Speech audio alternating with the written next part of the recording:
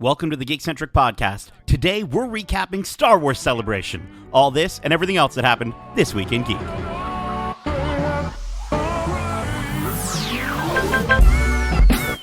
Love ya.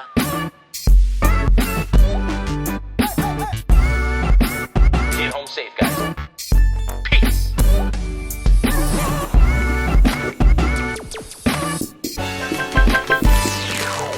Hello there.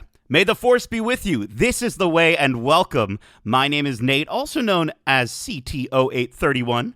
You can also call me Hugs. And if you're joining us for the first time, we are Geekcentric, a podcast celebrating the world of movies, TV shows, toys, collectibles, gaming, and all things Geekcentric.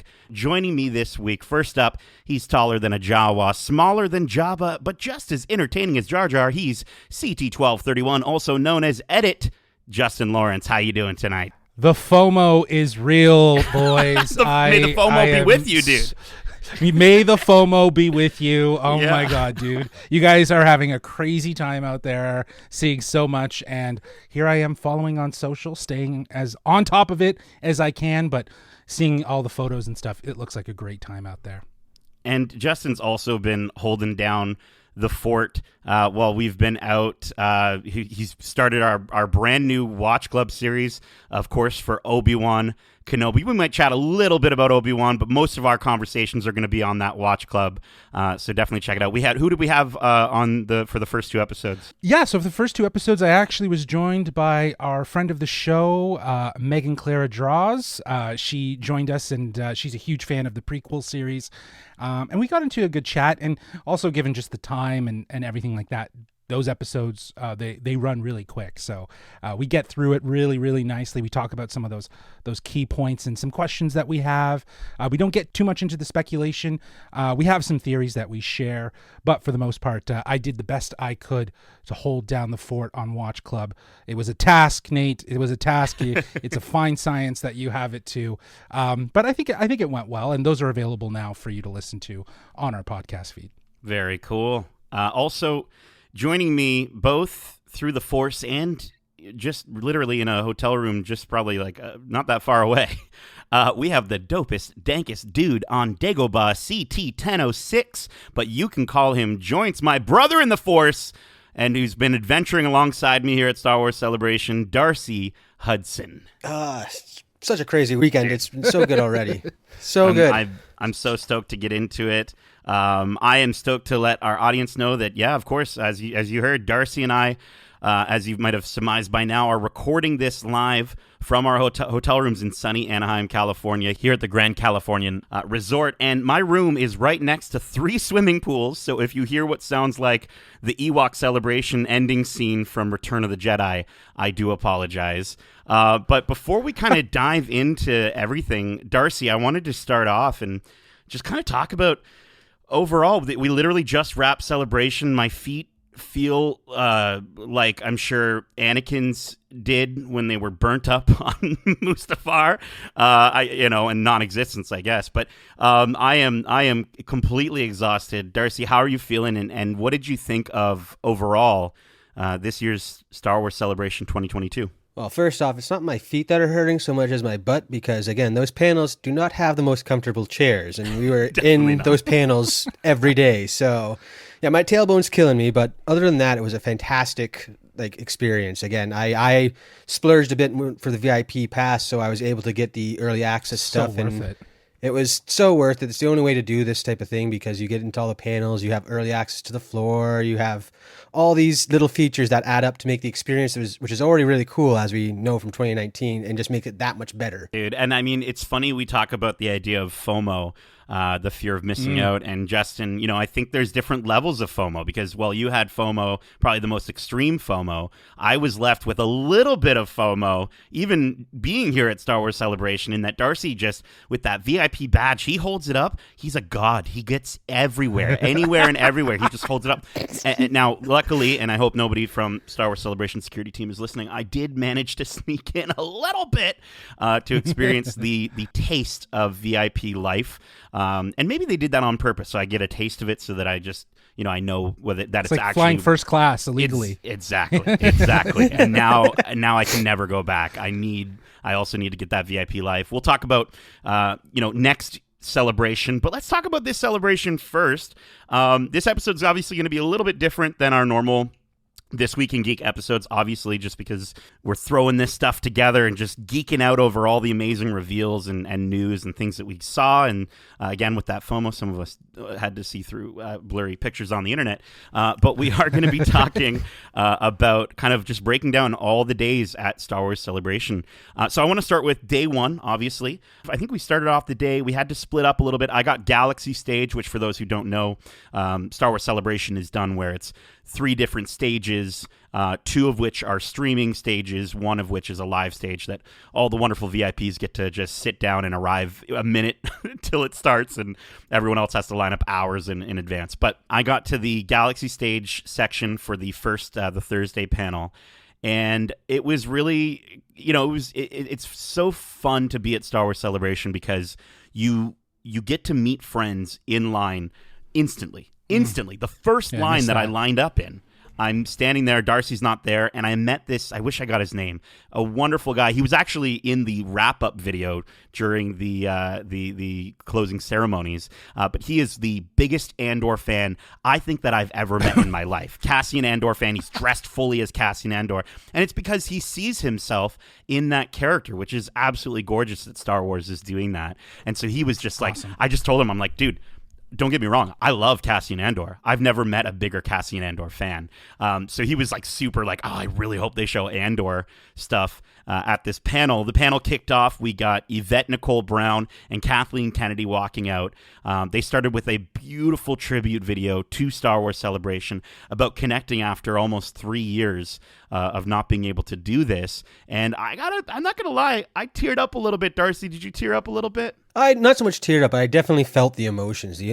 Sitting in the room with everybody else, it was like the tension was palpable. We were all so excited for the beginning of what turned out to be an amazing weekend. So that first panel sitting down, it was electric. That you could feel everyone was like, yes, it's finally happening again, and it was a great time. And even feeling it through, with the crowd through a screen at the Galaxy Stage was absolutely insane. And I gotta say, the very first thing that happened, the entire crowd exploded. Darcy, do you want to just tell everyone what the very first thing you got to see and hear during this first panel? Well, so the lights go off and they're ready to kick off this, the first panel. And what I thought were people, getting to their seats and standing up at the front to get a picture or something like that, turned out to be a whole choir as the lights go red and they're open with the Duel of the Fates live right in front of you. And it was just like, oh my God, this is happening. This is insane. And it was, that's the only way you can describe it. Like, I never knew that they could do that type of thing, but it happened right before my eyes, and it was amazing. Absolutely nuts. And the 1-2 punch of that happening, and then the lights come up, and it's just standing there is Obi-Wan himself, Ewan McGregor, and frickin' Anakin Skywalker, Hayden Christensen on stage. They're joined by Deborah Chow, Moses Ingram, and the other cast member who's the Inquisitor, who I can't quite remember his name. Rupert Friend. Rupert Friend. Thank you so much. We got to see them all on stage. It was absolutely insane. Darcy, getting to breathe the same air as Anakin Skywalker. What did you think? Awesome. Again, like the first thing he says is we're back, and that got such an explosion. The last few years has really seen a huge increase in the love for the prequel series, and so to see these two guys come back and feel that love in person and stuff like that, it was a cool moment to see for sure. Yeah, just to echo the excitement of that, so I was watching here on YouTube it being streamed live from the Celebration stage, hosted by Geico, apparently. But anyways, that's everywhere. Yeah, they showed up on the stage, and my God, that crowd blew up, and it was nuts to see. And I'm loving the fact that both Ewan McGregor and Hayden Christensen are being celebrated as some of the best parts, if not the best parts of the prequels, and really getting their time to shine. And with the introduction of Obi-Wan, we're 2 episodes in. Exciting to see where this is going to go and what that means for the future of their characters, maybe in a season 2 or more. I know we're just kicking it off, but just the excitement, as you said, Darcy, the love that everyone seems to really be showing for the prequels more so now. They could draw this out a little bit more, and we can see more of Anakin. I think he's rumored to be in Ahsoka as well. So, if he does show up there, we get a little bit more Hayden Christensen as Anakin Skywalker, which will be interesting. Yeah, it's and I mean, Ewan McGregor, I think, said it at this panel, he's said it in interviews before, but just the idea of how the fandom has, there wasn't internet back when the original prequel trilogy movies came out, and so a lot of the criticisms that were there wasn't really the opportunity for the fandom to really say what they enjoyed, and there was a lot of sort of negative aspects, as sort of thrown that way. So I think the coolest thing is the fact that now we've seen the fans really shine towards it, and of course with the help of Dave Filoni and Jon Favreau kind of making these stories going forward. I think it as you said, it's really exciting, and I think the coolest thing is that we're jumping all over the timeline.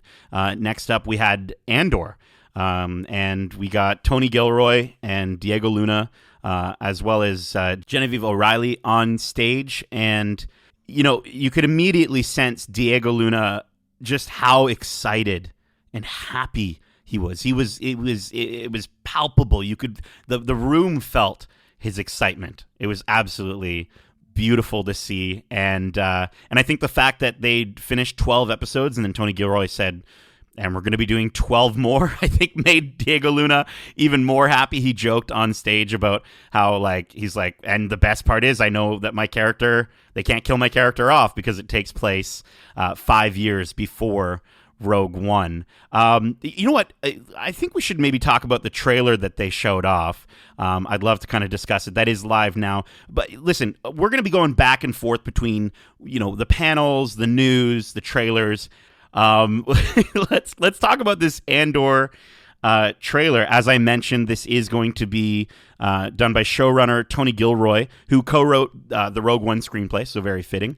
This show takes place 5 years before the events of Rogue One, and the series follows an ensemble cast of characters during that time, where the Rebel Alliance is forming in opposition to the Galactic Empire.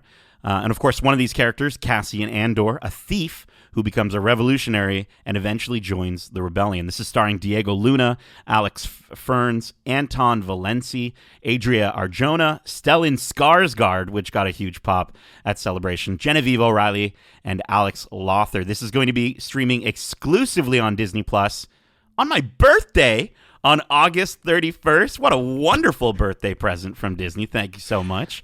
Guys, let's talk about this. What did you think of the trailer for Andor? Finally, our first look at this show and getting a sense of what it is. And right off the bat, I'm very intrigued with the political thriller motif that seems to really run through this trailer. And I very much think is going to be core to the series, with stories that are, about Cassian Andor and Mon Mothma sort of running parallel to one another. Obviously, at some point will probably intersect, but again, just the political drama side, it's going to be interesting because that is so inherently built into Star Wars, and I'm excited. It looks really good, and the fact that this is 2 seasons of 12 episodes of stories that they want to tell, I think that's really interesting, and it gives it an end point. Right? It's not saying it's going to be stretched anymore. And, I mentioned Stellan Skarsgård. He's going to be playing, originally, when you think of Stellan Skarsgård, I think he's a great villain character, but he's going to be playing a rebel leader named Luther Rail. And we got to see him in the trailer. The trailer looked incredible. Dark tones, very blue tones, green tones from the cinematography, very similar to the feeling of Rogue One. We got the trailer. It started with a man. I got the closed captions to tell me what he was called. He's called the Time Grappler. And he's ringing some sort of bell. I think also, in a way, could be him alerting the rebellion. But this looks fantastic. I love the idea that we're possibly going to be getting to see different moments of Cassian's life. I think we saw from the back a character that looked maybe like a young Cassian Andor. And just overall, just seeing the idea of this sort of thief becoming this revolutionary is really exciting. And I think it also just brings it back to an aspect of Star Wars that's important to focus on, which is the idea of both sides having that sort of turmoil, not just seeing a good versus bad story like we've seen, but seeing that, sort of how throughout the galaxy. I think they're really going to play with that, and I think that's what's really exciting, is that we're going to see some evil characters that are on the rebellion. Yeah, I think what got me more excited even than the trailer, because that trailer was wicked. I liked the way it looked. Everything, like you said, was wicked cool, but I think it was Tony Gilroy who said that with this series, the whole point of it is they're going to be exploring how selflessness and selfishness differ, and we're going to be seeing that through the character of Cassian, because at the beginning of the series, he's going to be a completely different place than where we first saw him in Rogue One. So it's going to be really cool to see the evolution of that, lives for himself character to becoming this guy who makes the greatest sacrifice you can make. So that has me really excited for this story. Again, that's a great descript way to describe it. It does sound familiar to a story that I would have liked to have seen with a character that is already in canon, like Solo, told a lot better. But yeah, Nate, you touched on it. I think that there's a sense of trauma that is creeping itself into some of these Star Wars series more and more. We saw it really being explored in the Book of Boba Fett. Not to give any spoilers, but it's being explored in Obi-Wan in some aspects. And, here I think that we're very much going to see that. And I think that's inherently more human than light and dark, Jedi and the dark side. It is about what really drives these people to inevitably choose light or dark. And I think that really does allow for these stories to really speak more on a personal level and a human level, beyond just fantasy and so on. Yeah. And we also did get the poster for Andor. It was shown off to a huge audience reaction and an even bigger audience reaction, learning that we would get a copy of the poster. If you haven't seen it already, it's kind of like, it almost reminds me of some of the work that Shepard Fairey has done with, I guarantee you've seen the Obama poster, the Hope poster. It reminds me a little bit of that, in a sense, which makes a lot of sense for the character that they're showing. Revolutionary. It's very Che Guevara, very Che. Oh, absolutely. Right? Like, yeah. And I mean, again, it as I said, it reminds me of the Hope poster. Rebellions are built on hope, but we also got some hopeful news for fans of other Lucasfilm properties. We got to see some more information on the Willow series. This is done by Ron Howard and John Kasdan, who kind of came out to. It was kind of interesting because everyone's like, oh, "We're here for Star Wars," but it's Willow. You know what though? I will say the trailer we got does look fun. It looks like it's going to be a magical adventure, and it definitely looks like it's grown up since the original. I've only watched the trailer for the original. I've never seen the original. But have either of you seen the original Willow movie? I watched it a long time ago, and it didn't make an impact on me. I just remember how campy and cheesy it was. Yeah. Right? Some of the puppetry work and the practical effects were good. Like, I remember getting into it because of Star Wars, like, inherently. Like, I think someone had said, "Oh yeah, watch it," and I just wasn't into it. I remember we were going to watch it and play action figures, and we just ended up leaving it. That being said, this trailer does, as you said, Nate, it does mature it. It does make it more relevant for, I think, today's audience. But I enjoyed it, and I think it makes sense that Lucasfilm would be there, and I like that they dedicated the first panel of the day to really just celebrate. Yes, Star Wars is very much that. It's all these projects though that Star Wars has been connected to that brought it to life, right? And I think it's a great thing that Lucasfilm is expanding beyond Star Wars. We need to see more Lucasfilm projects out there, and so that's going to be fantastic. This takes place 20 years after the first movie, or 250 moons, as it was put on stage. I think one of my favorite facts that I heard though was that Willow's daughter is actually going to be played by Warwick Davis's real daughter. whose name is Annabelle. She's going to be playing the role of Mim. So I thought that was really cool. And apparently his son stood in for some stunt work as well. So yeah, I'm stoked to see that. It's coming November 30th. So then we got to move on here. We got Jon Favreau. He came out and thanked Kathleen Kennedy with a very heartfelt thank you. And then also Dave Filoni came out and they discussed shooting Ahsoka and how it's going to be great. They highlighted Rosario Dawson. She's saying she's everything that they hoped she would be. And I think we got a clip at that point in time of Rosario Dawson. She was actually shooting on that day. And so they sent over a little video just of her in full costume, letting us know that the series comes out in 2023. We will have a little more to say about that, however, soon. Okay. We also got Mando confirmed for 2023 with a new logo treatment. And of course, Katie Sackhoff confirmed for season 3 as Bo-Katan, came out on stage, and they mentioned that they had wrapped filming. And then they said, you know what? We got a trailer. And we got our first look at The Mandalorian season 3. And this wasn't our only look. We'll get back to that. But well, this was more of a tease, wasn't it? Yes, this was more of a tease because I actually saw a couple stills. Again, the interweb, crazy place. As fast as it goes up, it does come down, and if you catch it, you catch it. So I caught a couple stills from this little preview, and it looks like it is setting up Bo-Katan as the villain to Mando, and that he is venturing to Mandalore. Is that correct based on what has been deduced from this little teaser?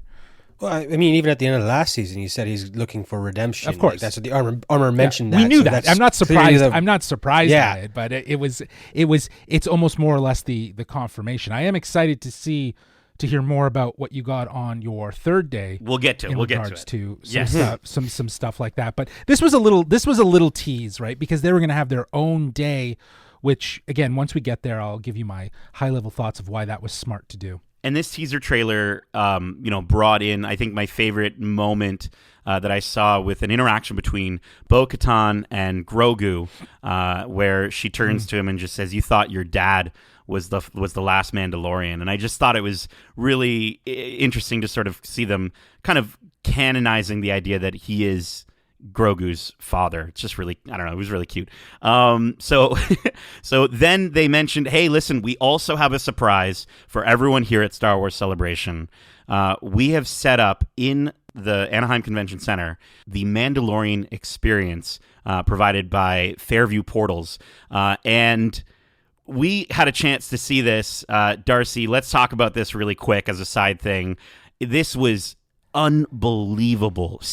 Like a screen, looks so good. Screen used costumes, props, full literally characters, everything from the show. Yeah, like everything. It was every nuts. weapon, every Beskar, every Camtono, we saw the Rancor, we saw all of it, and we've got some pictures up on our Geekcentric Instagram if you want to take a look. We're going to be posting some of those. But this was if you just search the hashtag Mandalorian Experience if you also want to see more. This was absolutely incredible. The way everything was lit. They had a full N1 Naboo starfighter with Mandalorian in it and a moving and Grogu. And that's not even to mention the live bantha that they had as well. It was absolutely insane. I couldn't believe that they actually had that thing there. Like, leave it to Jon Favreau to just be like, yeah, let's send all of our props and stuff. Like, fans are gonna eat that shit up. And yeah, like, honestly, I would have been with that bantha, like taking as many funny ass videos as I could. Oh, I would have had so much fun there. But I think again, just to create an immersive experience, because what they're touting their show to do in its production is create an immersive experience without having to ever go to that place. And here you are in part of the convention center. They're creating an immersive experience. They're putting those props there. They're putting these animatronics. Oh man, I wish Chicago had that. Yeah, it was. I think my phone. I actually killed my phone. My phone died. I was taking so many pictures and videos, and then I borrowed Darcy's phone to take more pictures and videos. Darcy, what was your favorite thing? besides me stealing your phone and bugging you throughout the entire thing, what was your favorite moment at this experience? It's really hard to say because again, there's so much stuff there. Like everything you could look at, you could see the detail that they put into creating these pieces, so that like you won't even notice it on the screen, but you can tell it's there in real life. It was really cool. I don't know. I mean, again, everything was staged so beautifully that it's hard to pick a favorite, but I think one of the coolest things there was they had the miniature set for Jabba's palace. So they had the gate going up there. It's just crazy that they create these miniatures just for like principal photography and getting the lighting references just to see how something would look like in the real world. And I thought that's just incredible how they go to that level of detail and you can see it in person. So it was really cool. The incredible, Darcy, you had mentioned too, they had, for Cad Bane, they actually had a expanded face of Cad Bane. Mm-hmm. It's all prosthetic. That was an actor underneath there. So it was like the glasses with the lenses, then the mask over it, and then his teeth, like everything. There's so much that goes into creating this character, and like you can see the detail speaks volumes. Volumes.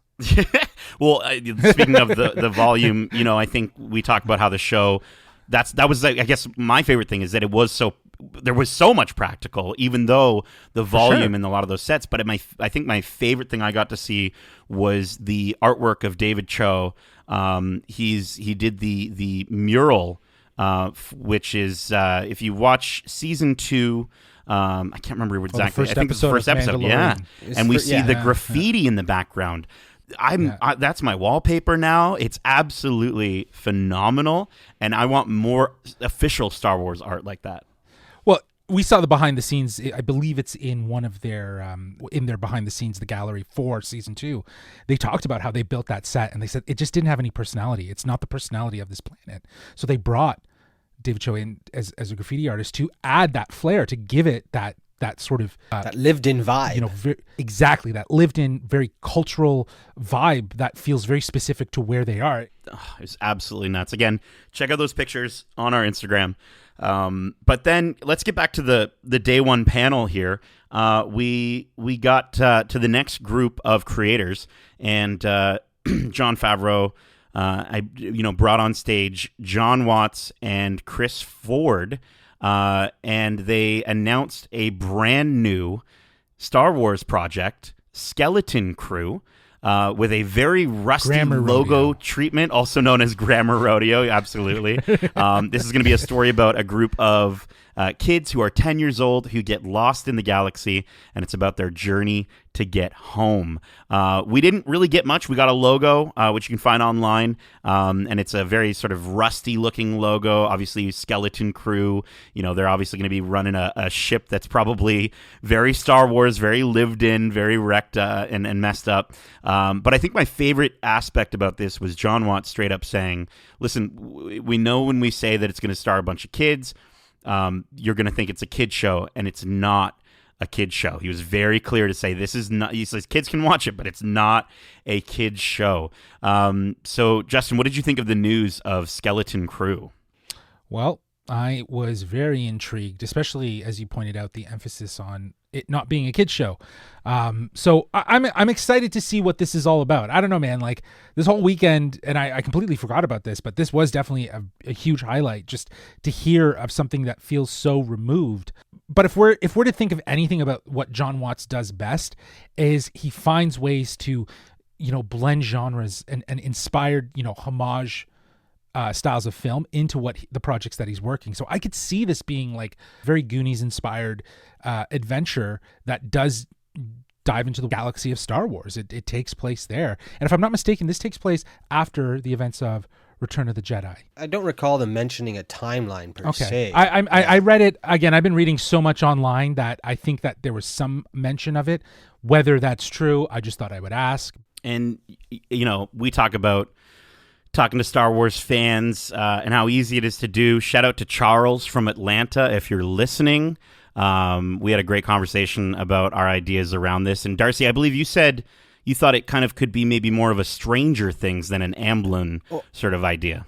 I mean, Skeleton Crew just evokes the idea of a very, like a ghost ship, like very low bone, like bare bones crew and stuff like that. And if it's kids exploring space, you got to think that they're going to run into some aliens like that that. we may not have seen that. Like that's when they said not for kids but starring kids. The first thing that came to mind, of course, was Stranger Things, with that season 4 just coming out. That's a good showing. That's a good one. How you can tell these intense stories through the eyes of a child. So I think if it's anything along those lines, where again the name evokes some spookiness, so hopefully it's going to be a spooky, eerie adventure through a part of the galaxy you've Halloween never been to adventure before. style. Yeah. I like that idea. To clarify, Justin, I'm just looking at my notes here.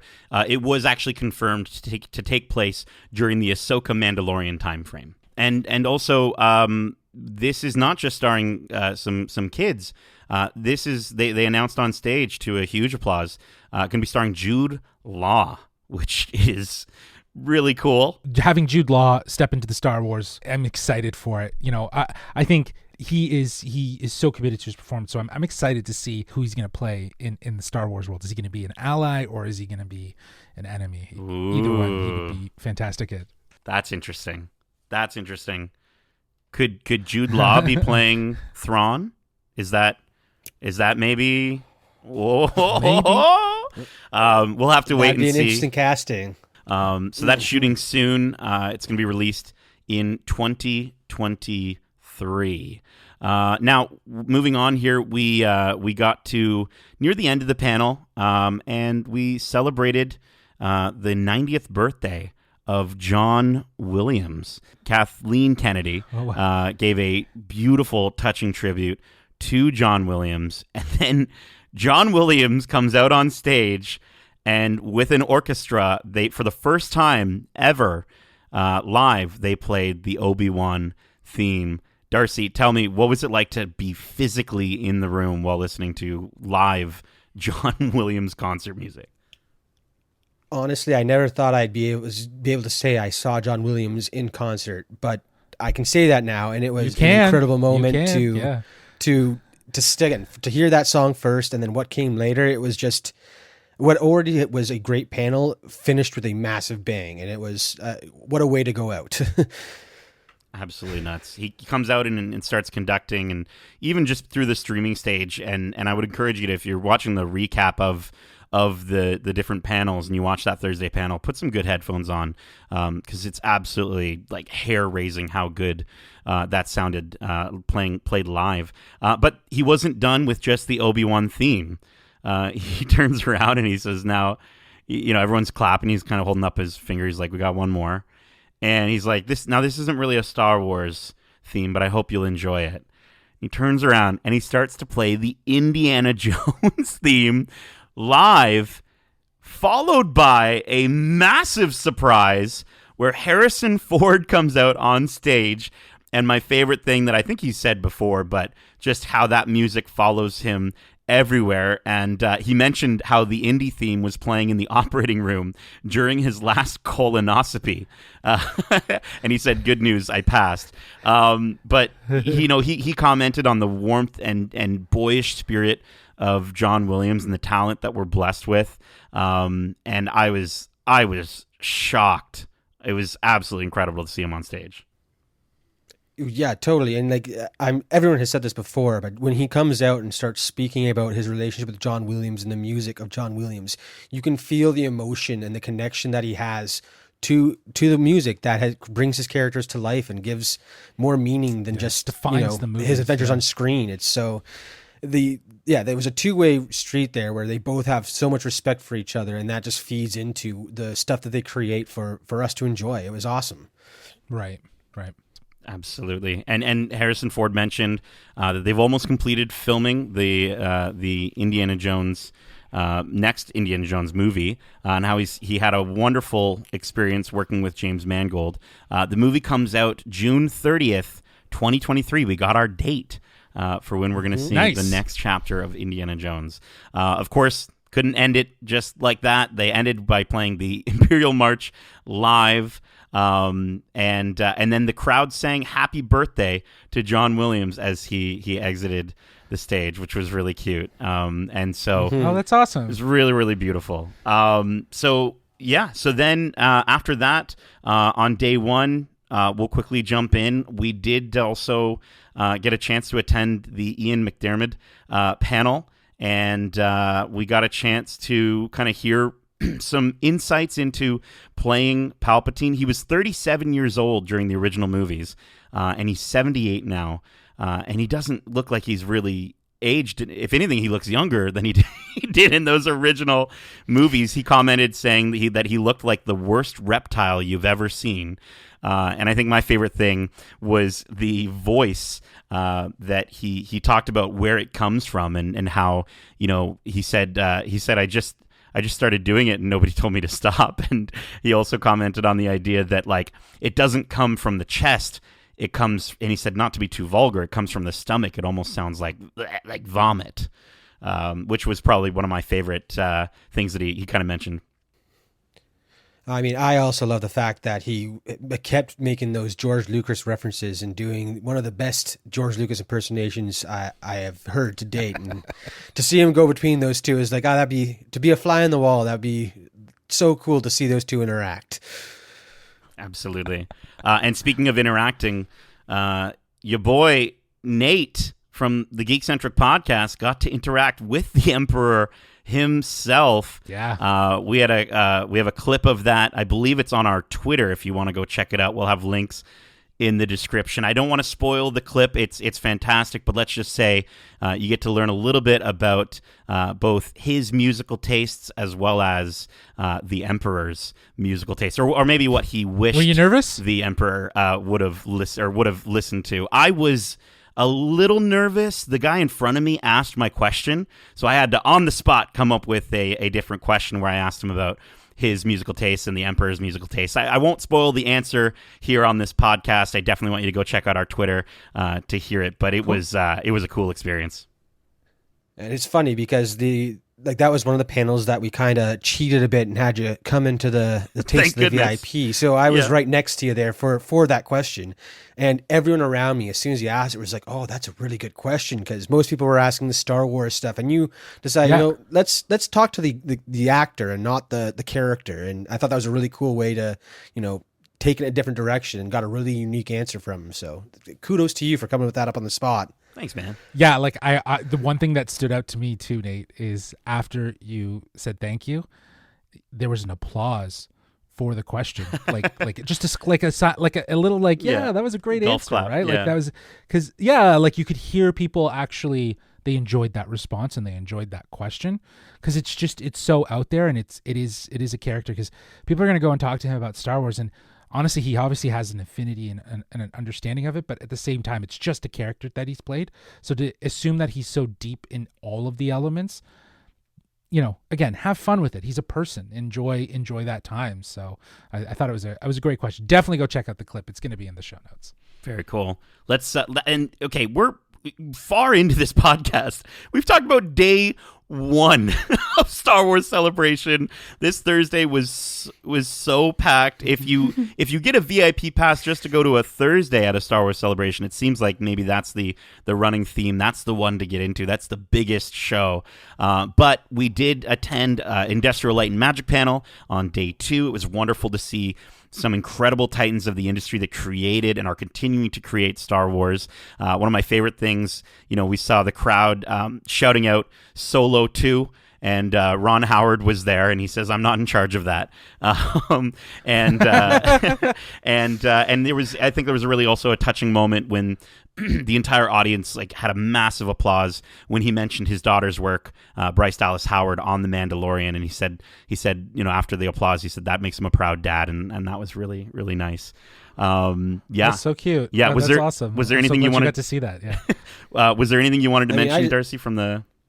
I'm not the biggest docuseries guy. I mean, I like the behind the scenes thing, but I prefer more to read that stuff. That's the way I tend to consume that type of media. Yeah. But the panel they had to introduce and set up what this adventure through the history of Industrial Light and Magic, I am really looking forward to the series, because it looks like they really they mentioned it constantly throughout the panel about how it felt like a family, and that's what drove that company, is that they all loved what they were doing and loved each other, because they all helped each other, solve the problems and stuff like that. So getting to see that story play out almost in real time as the way that they explore the history, I think is a really cool thing. So I'm looking forward to it. Yeah, I think that, again, it's going to be on Disney Plus, if I'm not mistaken. Yep.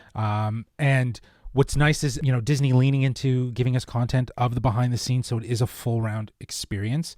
Enjoying the content and the behind the scenes. They're doing it with Marvel. They've been doing it with Star Wars. I love that Industrial Light and Magic is going to be getting its time to sort of shine here. The stories that they've told and that they've played part in, there's so many. That is endless nostalgia and endless movie feels that you can connect with people on, right? By talking about the behind the scenes of what went into making and bringing this to life. It's going to be interesting, unless I'm misunderstanding what this documentary is going to be about. I think the one quote that kind of summed up the idea of the documentary to me was the fact that the effects that we see in the movies are a magic trick that, unlike other magic tricks, only becomes cooler and more fascinating when you find out how it's done. And I think that's really hits home, is because, again, they put so much love and care into creating this world. It really shows when you watch and consume the content. Cool. Absolutely. And yeah, I'm also looking forward to that docu-series. I'm not sure the exact date that they mentioned, but it should be, I think it's going to be pretty soon.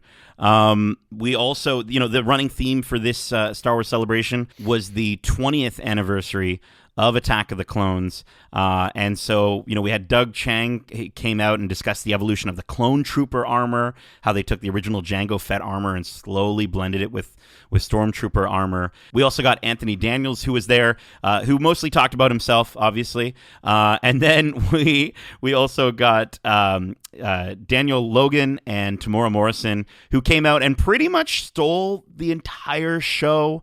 The crowd chanted for Tamora to do the Like a Bantha move, and he did the Like a Bantha move, and it was absolutely phenomenal. They were electric on stage. They would not stop talking, and it was amazing. They were so funny. They talked about how they felt like they were father and son throughout the journey. They honored Jeremy Bulloch, and Tem gave a very beautiful tribute while discussing his adaptation of continuing the Fett legacy. And I think my favorite thing that came out of this panel was that Daniel Logan actually didn't know that Django had his head chopped off until he attended the premiere. He was told to go. He was a little kid. He was George. We're gonna go do something. Get where's my? He said he literally said where's my Boba Fett? Where's my Boba Fett? And he collected him and brought him onto this blue screen stage and asked him to just pick up the Jango Fett helmet and put it near his head. He didn't know what that meant. There was no head inside of it, so he had no idea what it meant. And then he went to the premiere and learned that his dad got his head chopped off. It was really, really funny. We also got Matt Wood there, who discussed how he was originally in a home video style template footage for the speeder chase in episode 2. And it's him dressed up. It looks really funny if you get a chance to see it online. Just look up Matt Wood speeder chase. But he also discussed how the sonic boom from Jango Fett's ship originally started with a poof sound, but then they removed it to have that really wonderful absence of sound with the sonic boom. And then apparently the QC department thought there was an error with the movie, and they were freaking out and for quality control. And he had to inform them, no, that was on purpose. You can totally hear that Matt Wood also did the voice of some of the battle droids. You can hear it in his, I think he even said a line of one of the battle droids. And then, he dropped a Roger on us, so that was great. He totally did. And then Hayden and Ewan surprised everyone and joined the panel. Ewan also discussed how his stunt double, who is actually played by Owen Edgerton, Joel Edgerton's brother, had to do a flip and something went wrong and he broke his front teeth. But he said, "Don't worry, he looks good now." And he's trying to hide that from his mom on set too. Apparently his mom was on set for that, and he's like, "Yeah, no, I'm okay. Go on." Trying to get her off the set so that they could, address the fact that he had just smashed his teeth. So good. He also discussed how when he first met Daniel Logan, George asked Daniel Logan to look more suspicious. More, give me more. And Daniel Logan didn't quite understand what he wanted. And apparently Ewan told him to act like he just let out a terrible fart. And so when you see that scene where the door opens in Attack of the Clones and Boba looks at him really suspiciously, he's acting like Ewan let out a huge massive fart. And that's how young Daniel Logan had to get into character there. Yeah, so good. Wow, that's hilarious. And then we got some huge cheers in chairs for Hayden, who discussed how getting to work with George Lucas was the biggest honor of his entire career, and that coming back, he feels a real responsibility to honor that legacy that George had created. And then Anthony Daniels, one last thing I'll just quickly say before he did also mention that when he would arrive on set, his favorite thing was George saying, "Now Star Wars has arrived." Super hilarious. And I want to say one more thing too. We didn't mention that the panel was hosted by Ashley Eckstein, which we all know is the voice of Ahsoka Tano. So when they brought out Hayden and Ewan, Hayden sat right next to Ahsoka. So as a fan, I'm like, oh my god, it's Anakin and Ahsoka together. Like you never thought you'd see this type of pairing, but they're right there, and it was again a really cool moment as a fan of the two characters. She also introduced him as Sky Guy, and I was beside myself. So guys, let's move into day 3 here. We got to the Mandalorian panel. This was a really big one. Dave Filoni came out, and Jon Favreau, of course. They discussed a lot of things, but my favorite thing that I think they mentioned was how difficult it was keeping secrets safe during both the first and second season of Mando. And it was interesting to hear them talk about the fact that, like, the first season they had a secret they had to keep just for one episode, and then they had a big secret with Luke for the finale that they had to keep throughout the entire season of season 2. We got Pedro Pascal on stage again. So happy. There was a huge standing ovation. That was a huge surprise. We didn't think he would show up, and that was really, really cool. And John discussed also how both Din and Grogu giving up. They both gave up something. They had to sacrifice something just to be together. And he commented on how, the way that we see these stories and how that binds families. Right. It's just a really beautiful way that he sort of put it that I'm it's butchering a personal right now, level. But yeah, absolutely. No, but it goes back to what I was saying before in regards to the reference of trauma and just trying to create a more real connection. This can exist in space fantasy. It can have droids, it can have monsters, it can have all these things, but if it doesn't at some way kind of hit the audience in an emotional way that they can personally connect with, what's it for, right? Than just a sense of escapism. It's blending the idea of how you can tell these really epic scope stories, but still hit at the core of being a human. I think it's great. I think that's the power of Star Wars. I know it sounds really lame to say, but that's its ability, right? The MCU is doing it in their own way with trying to find ways to tell stories about their heroes in a similar fashion. So, Star Wars can do the same thing. So we also got Lateef Crowder and Brendan Wayne, who is John Wayne's grandson, by the way. If you're ever wondering why Mando walks so much nuts. Like John Wayne, it's because it's John Wayne's grandson who plays one of the stunt doubles along with Lateef. And they collectively discussed between them and Pedro. We got to see all three of them on stage at once, just bringing Mando to life and just how every day, Lateef mentioned how he just, every time he goes to set, he just thinks about honoring the fandom. And he mentioned a story about how, one day he was working with Pedro and how instead of getting warmed up, they just went to go get burgers. So they're definitely man bros, I guess we could call them, which was really great. We got the whole cast on stage. Carl Weathers came out, Tamora Morrison. We got director Rick Famuyiwa, who had, I think, been brought up to producer, or I think that was executive producer. They announced producer. that at the panel, yeah. Just so cool. And then Katie Sackhoff came out and said, if you're a fan of Bo-Katan, we're in for a real treat. And then they showed the trailer again. They said, hey, we showed a trailer yesterday. I think a few of you saw it, on Thursday. And here we're going to show it again. This was a different trailer. This was an extended trailer that it just unbelievable, especially to see it on the big screen at the Celebration live stage. we hear some huge by the way, spoilers for the trailer. Feel free to skip ahead a few minutes if you want to jump without hearing anything about this trailer. But Darcy, let's get into it. We hear some huge drums playing. We get to see Grief Karga is now a magistrate or something. He's definitely elevated. I love that we see a bunch of Kowakian monkey lizards in a tree.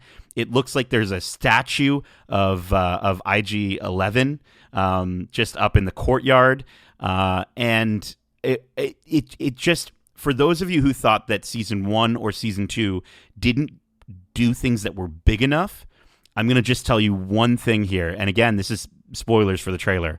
The final shot in this trailer is the Mandalorian flying over the ruins of Mandalore. And it was, it just, my mind is melted right now. Darcy, what did you think of this extended look at the Mandalorian season 3? I get like you. I don't know where to start. So much was crammed into this teaser trailer that it wasn't a teaser. It was a full-on trailer for the next season. And between all the new Mandos we're going to see, the fact that we're going to Mandalore again, so much potential, and I'm so excited to see what's going to happen going forward. I'm jealous. I don't have anything to say other than I just want to see what it is that you guys fucking saw. I didn't see any of that. That didn't leak at all. Yeah. Good for Mando, but I did see the one that you'll talk about next. So, but I'm hoping though that they come out with some of this footage soon, because again, I believe February 2023 is when Mando is scheduled to drop. So I think we should be, probably in, let's say, a month, maybe more, we'll see this footage, maybe a little bit more refined with some better visual effects, beefed up as a first look, or sooner.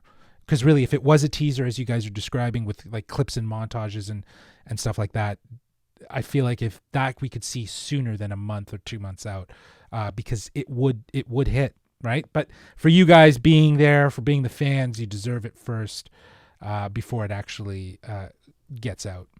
The only other thing I will say is it's bigger. That's all I'm going to say. The entire series feels and looks bigger, on a bigger scale. And it looks like it's going to be, I don't know, absolutely huge. I'm so excited for everyone to see this trailer so we can talk about it even more. And I'm excited to see more of Dr. Pershing's in his long, flowing trench coat as we see him. Ooh. He's going to have more of a presence. I'm excited for that. Absolutely. And speaking of a presence, we also got Rosario Dawson showing up on stage. We all thought she wouldn't be there because she's filming right now, but she says they don't film on Saturdays. So she came out on stage, and we got to see very early, but the first footage of Ahsoka. And Darcy, tell me some of the highlights from this Ahsoka footage. It looks like we're going back to the Ghost with the pilot we all know and love, with Hera, and then, at the end of the trailer, it was an even bigger reveal where you're looking up at the mural that from Rebels of the Ghost crew, and sure enough, there's Sabine looking up at it too, and it's just like, oh my god, the Rebels are coming to life on the live action screen. It's chills went through my body. I'm so excited to see what's next. It was absolutely incredible. This was the one that I was so grateful that leaked. As fast as it was up there, it was down, but I saw what I saw. And the fact that if I was there, I probably would have vomited from excitement, because Rebels is my favorite animated series, just because it feels very original and of its own timeline within obviously the larger Skywalker timeline. So yeah, to see the hints of Hera from behind on the Ghost, to hear that Chopper is going to be live action in this, like to know that Sabine is going to be showing up as an official confirmation. There was always these rumors, and there's more rumors about Thrawn and Ezra potentially showing up in this series. But I know, Darcy, you've said this a couple times that could be in season 2, and I think that's actually really smart if they decide to push it that way. But that being said, all of this has me very hyped for seeing the animated characters jumping over into live action. I'm thrilled to see what they're going to do with this series. I think that's going to be my Star Wars series of 2023. And of course, Natasha Leo Bordizzo came out on stage, who is confirmed to be Sabine. And there was a really lovely moment where her and Rosario Dawson held hands and just were freaking out over the fact that they're a part of this new Star Wars family.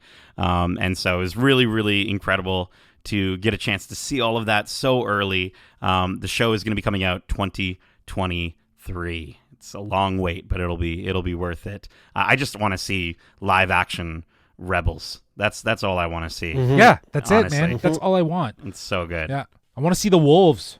Oh, dude. Well, if Filoni's on it, so there's going to be some wolves. We came out of that panel. We exited the panel, and we actually ran into a couple of folks from New Rockstars, Tommy Bechtold and E.A. Voss. We actually ran into them just randomly, like just walking out and just saw them. And I ran up to Tommy and I was like, that's got to be. Oh, by the way, Babu Frick is in the Mando trailer. By the way, there's a bunch of Babu Fricks, multiple Babu Fricks. Yeah. And I go up to Tommy and I'm like, dude, that's got to be Babu Frick, right? And he's like, listen, man, I want it to be. I don't care what the internet says. So we got to freak out with him and E.A. Voss from New Rockstars, which if you haven't checked out, if you're listening to this, you've probably checked out New Rockstars. They are gods, and we had a 10-minute conversation geeking out with E.A. Voss with instant theories, faster than even before they're on YouTube, about what's going to be happening in the Ahsoka series and Mando Season 3. I was beside myself. Like, I was absolutely freaking out. It was so cool.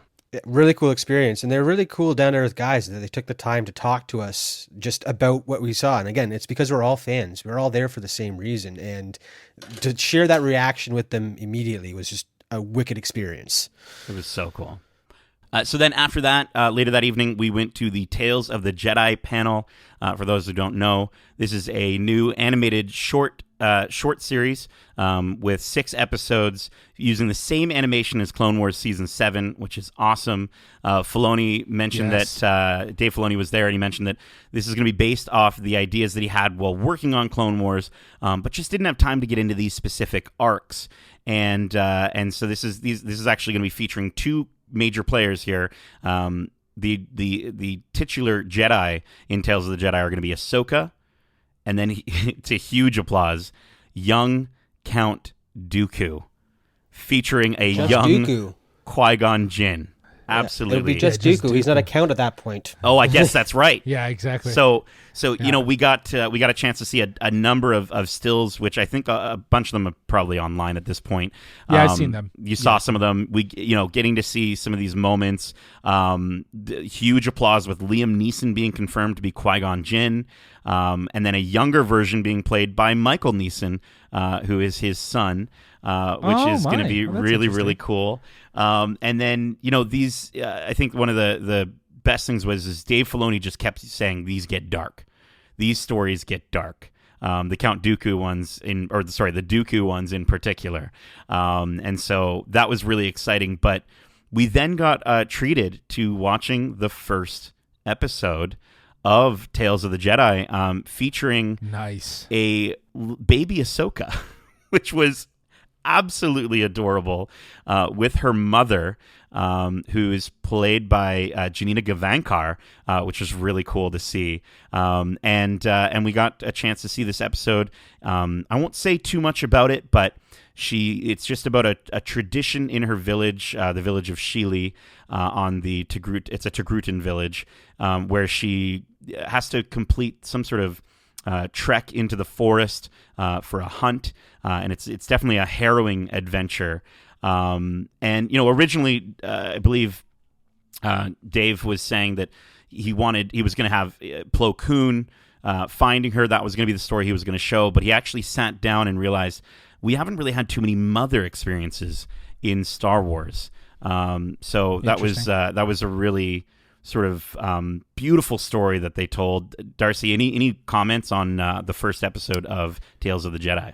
Again, trying to avoid spoilers because this is something that you really want to experience for the first time on your own, because it is a very moving and touching story, and it really, again, it's about the relationship between a mother and daughter, and some of the things that she learns as a Jedi. You find out that her mother was the first one to kind of bring up these concepts and ideas. So it's a really cool idea, and I think, again, just the fact that the two stories we're going to be getting from this series going forward are going to be Ahsoka and Dooku. They're going to be very almost juxtaposed stories about someone finding their way through the Jedi and then becoming disillusioned by the Jedi. And I think that's a really cool. We're going to see a lot of cool mirroring between the two tales that we're exploring. It's funny too because it seems like that's where Ahsoka kind of ends up towards the end, is kind of lifting the fog of the Jedi off of her eyes to really kind of see. She obviously doesn't go the same route as Dooku, but again, it's interesting even just in talking about that. I love that this is something that he was working on while working on Clone Wars to kind of round out the characters that he was playing with.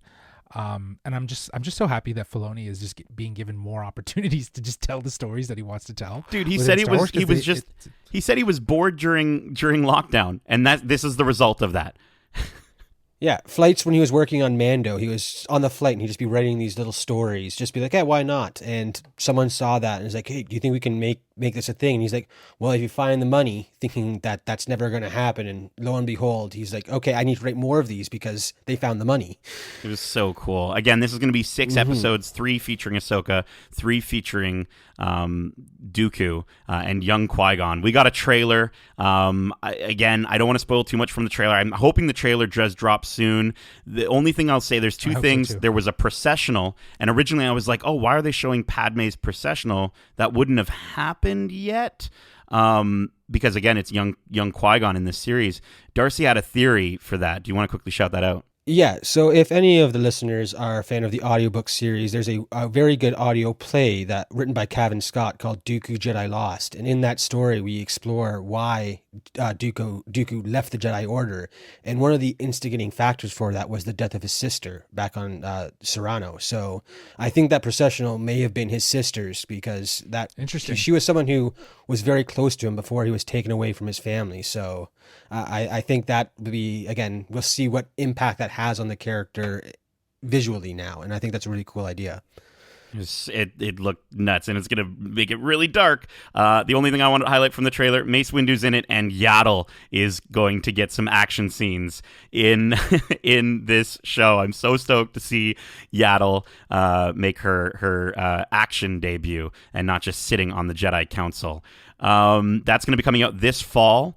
And then lastly, for day 4, which is today, our last day, we got a chance to attend the Bad Batch Season 2, sort of reveal panel. And we got some incredible, fantastic moments. They did a script read between Michelle Ong and D. Bradley Baker live. Like, I literally got to see Awesome. D. That's Bradley so Baker switch from voice to voice to voice. I recorded it. It's incredible. Oh, so good. I mean, the fact that he went between these voices with like no hesitation, and that's how they run through it regularly. It's like, if we're going to do this, we're going to do this together. We're performing. These actors are all here. They're just all inside me type thing. It was really neat to see that in person. Unbelievable. Yeah, that sounds like an amazing experience, just to watch him move through all of those different voices all at once. I'm again, the FOMO's real here. And even to hear Michelle Ong, her voice sounds so much like Omega's voice, and getting to actually just hear Omega live on stage was incredible. But then we got it. We got the trailer for season. Before we got the trailer for season 2, we actually did get to see a scene from season 2. Just to quickly describe it, and then we'll get Darcy's quick thoughts. Omega is studying with Tech, who reminds her to focus on her studies. She's kind of this preteen. She got like this angst. She's like, I don't want to study. And he's like, you got to keep studying. And she's got longer hair. The entire Bad Batch has a new look, more kit-bashed, more worn look. You can find some pictures online of them. They've got these orange accents. They look really, really lived in, and they're on the run, so they don't have this pristine armor. They get attacked by some giant crabs on an island, and we see the Marauder attacked, but then Omega who's absolutely more capable. She pops on some headgear and she takes her bow and arrow and she just takes them out. And it was a nice little look. Yeah, like you said, she's grown up now. She's a fully fledged member of the team. She's being taught and trained by her dads, as well as helping them, accomplish these missions throughout the space. So I think we're going to see a whole new side of that relationship going forward. And it's like I've said it so many times, it's really exciting. Like it's such a great time to be a Star Wars fan. Oh man, this weekend proved that. I love that in the trailer you get a lot of what you guys are describing from that scene. You see that some time has passed. Everyone's kind of aged up a little bit, and especially in Omega, we kind of see that, and also just how much of a unit they are. In the trailer, it really does capture how much of a unit they were, because in season 1, as we know, they were really figuring it out still. So I think the trailer also just really kind of highlights it's going to be a wild ride, and it also looks like it's got a little bit more scope, a little bit bigger, maybe. I'm not sure, but it definitely I'll looks. have to watch it again. Definitely looks bigger. It feels bigger. And I wanted to shout out, and Darcy and I immediately, I think this was the first thing we freaked out about when we got there, was Wookiee with a lightsaber. We get to see this Wookiee who we're both thinking is the one from Clone Wars, where the Padawans get their kyber crystals. We think they might get to go to Kashyyyk. Darcy, you said thought you saw something in the trailer that gave you that. There's idea. A quick flash at one point where you see a Wookiee, and it's a bit too dark to be Chewie, but not dark enough to be Chrysanthemum. So I'm thinking, are we going to see the Wookiee general that we were introduced to back in the prequel trilogy? It's just cool to see that we're going to start seeing these characters again be mixed together through the live action and the animation. They go back and forth. Yes. So it's really cool to have these through threads placed. And that's what's interesting. Do we see Andor in here? Could Andor show up? Right? We know Fennec Shan's already showed up in this series, and she has in live action in Book of Boba Fett and Mando season 2. I wonder if Cassian Andor can show up in the Bad Batch. That's really cool. I like that idea. Right? And I think that lends itself as being very, very fun. We also saw in the trailer Commander Cody is going to be working with Crosshair. Which, Darcy, as you pointed out, it's the last thing he remembers is he killed Obi-Wan. So it'll be an interesting if they explore that at all. Maybe we get to see that come to fruition, or come to see a moment of that in some way. Ooh. Or what if that plays into current Obi-Wan? I don't know. But then I think the biggest applause was the Emperor himself, Palpatine. Showed up at the end, confronting Omega, which I am super freaked out about that. That's going to be a little freaky for our little Omega, for sure. Yeah, that's right. He knows she's there, and chills. And I mean, he's there with Orn Free Ta, who I absolutely hate. I think he should have died in the previous season, but whatever. Obviously, they're going to probably bring that thread through to bring Palpatine in, so that's worth it. I think bringing Palpatine in is really interesting into the animated. There is a chance we will see him in Obi-Wan.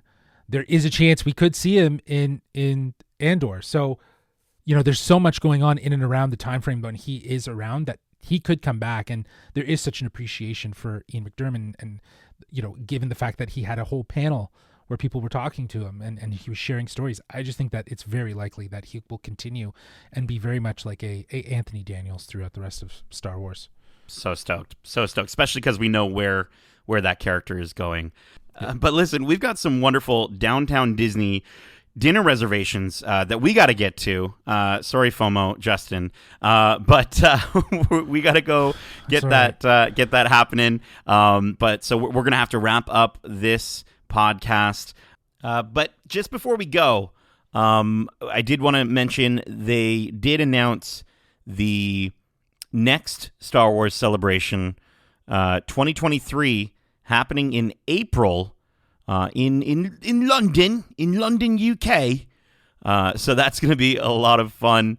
And yeah, that's about it. Enjoyed this week's episode of This Week in Geek. And if you did, make sure to subscribe to us wherever you like to listen to podcasts. And if you want to write into the show with your thoughts on this week's news about Star Wars Celebration, were you there? Do you want to let us know your experience? Well, listen, I'm reaching through the Force. to my wonderful Jedi Master Justin to let you know how you can reach us. Well, they can reach us at wearegeekcentric@gmail.com. That's wearegeekcentric@gmail.com. Or if they want to use the dark side of the Force, they can reach out to us on Twitter at GeekcentricYT or on Instagram at wearegeekcentric.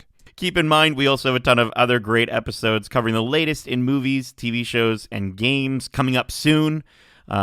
Speaking of Star Wars and Disney, we've got Miss Marvel coming up very shortly, and we might even have an interview coming up for that as well.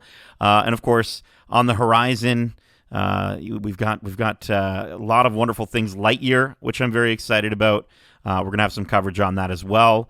Of course, if you didn't catch it already, our spoiler-free thoughts on Stranger Things Season 4, which I know came out over the course of Celebration. We've got that out right now. That's about it. Darcy, Justin, my brothers in arms, my Jedi friends, thank you so much. And as we say, love ya. Laters. Peace.